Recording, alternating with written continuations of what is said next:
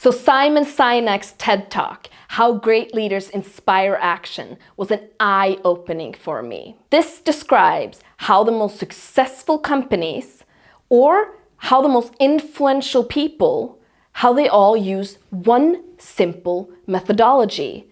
And it's the exact opposite of what everyone else is doing. How does a company like Apple get a cult-like following that will stand hours in line to grab the new iPhone? Why does artists like Lady Gaga, Madonna, Travis Scott have tribes of followers and community?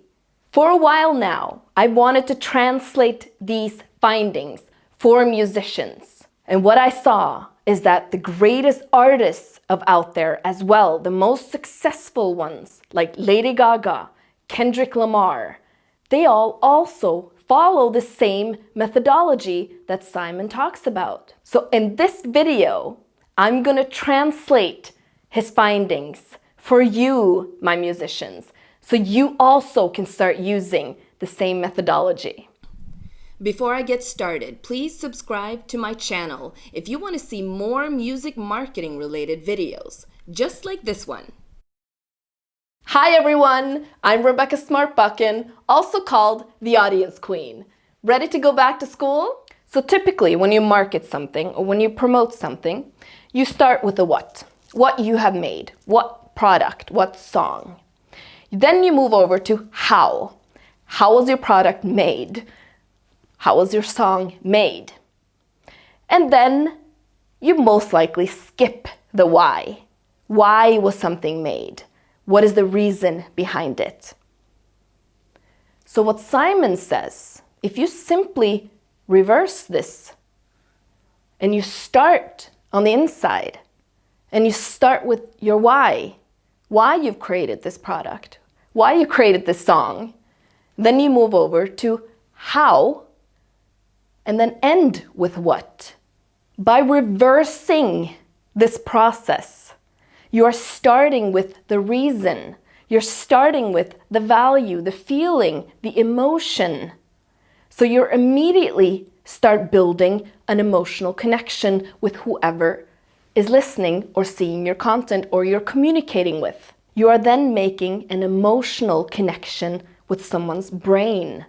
You are then giving them a reason to get obsessed with you. And that's how you build a fan base, through an emotional connection. Why do you think someone stands in line for hours to see Lady Gaga, for example, to get close to her, to feel her? They show up because they believe the same as what their idol believes. They have the same beliefs. Why do you think someone stands in line for hours to go buy the new iPhone? There's no logical reason for anyone to do that, other than that it is an emotional connection. It's an emotional reason. They have to be there because it's a part of their identity. The same goes for building a fan base. Give them a reason to be there. So every single musician out there know what they're doing. They're making songs, they're making music. And they also know how they're doing it. They made it with Ableton, with this software, with this program. They sang with these or they use these instruments. Very few know why they're doing it. Why have you chosen this lifestyle? It's certainly not the easiest. You have odds against you from day one. Perhaps you didn't make the choice.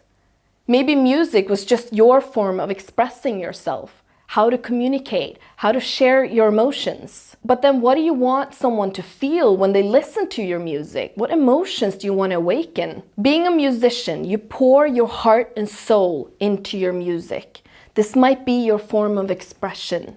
But when it comes to actually communicating and promoting your music, there's such a big disconnect. That's where this one becomes so fuzzy. You can't talk about it. And marketing these days for musicians has become something like, listen to my song, my song, my song, my song. It's uninspiring. And if they're going to share how they made it, I collaborated with so and so, and this is how we did it, and how, There's nothing inspiring with this. It doesn't drive action, and it's been done a million times before. Innovative artists start with their why. Innovative artists start with their why. Then how? Then what? Let's use Kendrick Lamar's project Damn as an example. So this is how a regular musician would pitch the album Damn. So I created this album. It's 13 songs. It's called Damn. And I collaborated with Rihanna, with U2, with Zakiri, and I had producers like Mike Will on it. So check out my new album. I'm launching it today. Go listen to it on Spotify. So let's pitch it in reverse using the golden circle. Your biggest enemy is your own ego. So I created this album where each song will trigger an emotion and a feeling. And through sharing my stories, I want you to face your own ego. Check out my album, Damn. Do you see what I did there? Which one of the pitches, presentations, do you think triggered an action? Comment below. Now let's take a look at Lady Gaga again, because she's a great example of this. She stands for inclusion, for everyone who's felt misunderstood, weird. She always preaches the message of inclusion in everything that she does. So it doesn't matter if she launches a lipstick, or a single, or an album, or a movie, or an outfit, or a speech. Whatever format she chooses to express this through, her values are always consistent. It's transparent into everything that she does. It's a part of it. So when she launches a lipstick through MAC, she launches a neutral color that fits all faces, all races, all colors, because she's preaching inclusivity. It's a part of her identity. So everything that she does is consistent with her values. And that's also how she can go on and win Oscars and Grammys and Golden Globes all in 1 year. Well, this is pretty interesting, right? And it's all proven, not in psychology, but actually in biology. So what's interesting is that the human brain is actually set up exact same as the golden circle, where the outer part of the brain is the neocortex brain. And that is responsible for all rational, logical, language. And then the two inner circles are the limbic part of the brain, which are responsible for the emotional, loyalty, trust, action. This is basically responsible for all human behavior. So if you're able to communicate to the inner part of the brain, you're tapping into the part of the brain that builds trust, loyalty, and drives action. And that's essentially what you want, because you're promoting your music. So you want someone to make an action, go listen to it, buy a ticket, go to your show. Action, action, action. So if you don't know why you created a song, how are you going to expect a fan to connect with you? To connect to the limbic part of the brain with the fan? And more importantly, how are you going to find other artists or musicians to work with? Because people also work with people they believe in, with people they have the same values as, where they have the same visions as. And you also want to collaborate with other musicians who believe what you believe and have the same values that you have. The goal is to sell your work, show your work, and engage with and communicate with people who believe what you believe and not just buy what you do. Because if you're in this to just get money or get famous, that's not a long-term strategy and it doesn't work. But if you're aiming to become one of the greatest, you need to believe and stand for something, and you need to start communicating that. Now, why is it important to attract the ones that believe what you believe? Well, let's go back to the TED Talk with Simon, where he goes over something called the law of diffusion of innovation. So I've cheated a little bit and I drew it up beforehand, but let me go over it with you. So when you launch a product or anything to the world, there's a curve that you have to go through of customers. So in order to get market penetration and mass market success, you first need to get through the early adapters. And the early adapters are the ones who buy from emotions. They're the ones who are there for an emotional reason. So why your first followers are so important is because those are the early adapters. Those are the ones who believe what you believe.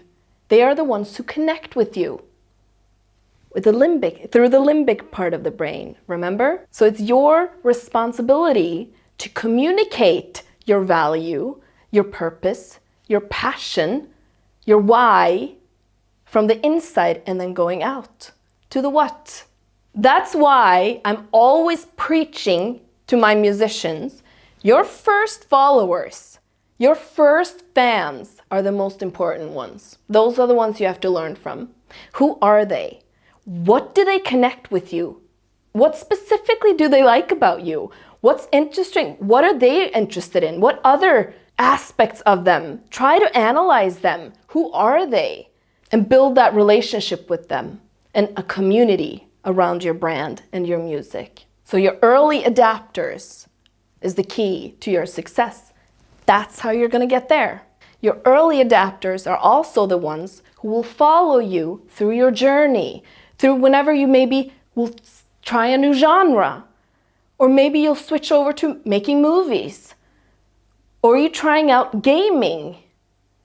Whatever avenue you go through, your early adapters connected with you because they believe in you, believe what you believe, and your purpose. Focusing on here, focusing on creating music for here, focusing on communicating for here, you're not being heard. You're not talking to anyone. You need to start talking to your first early adapters. Who are they? Build a community around them. Engage with them. Invite them into your rooms. There are leaders, and then there are those who lead. Those who lead inspire us.